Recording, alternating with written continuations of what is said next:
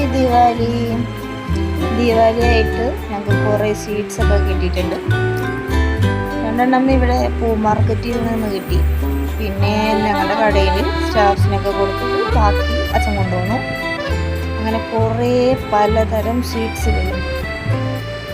അതിൽ ഒരെണ്ണത്തിൻ്റെ പേരാണ് ബാദുഷ. അതാണിത്.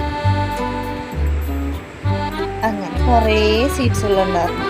നമ്മുടെ വിഷു പോലെയാണല്ലോ ഇവിടെ ദീപാവലി.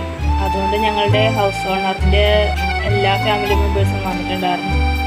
അവർ നൈറ്റായപ്പോൾ പടക്കമൊക്കെ പൊട്ടിക്കാനൊക്കെ തുടങ്ങി. അപ്പം ഞങ്ങളെയും വിളിച്ചിട്ടുണ്ടായിരുന്നു. ഞങ്ങളും അവരുടെ കൂടെ കൂടി അതൊക്കെ കുറച്ച് നേരമൊക്കെ കണ്ടൊക്കെയിരുന്നു. നല്ലായിരുന്നു. അവിടുത്തെ അത്തേക്ക് തമാശയൊക്കെ പറഞ്ഞ് അങ്ങനെയൊക്കെ ഫുൾ എൻജോയ് ചെയ്തായിരുന്നു ഞങ്ങൾ ഇരുന്നിരുന്നത്. അച്ഛനും ചേട്ടനും ജോലി സംബന്ധമായ ഒരു കടയിലായിരുന്നു. അവർ അന്നേരം ഉണ്ടായിരുന്നില്ല. ഞാനും അമ്മയും വാവയും മാത്രമേ ഉണ്ടായുള്ളൂ. വാവ ജനിച്ചിട്ട് ആദ്യത്തെ ദീപാവലി ആയിരുന്നത്.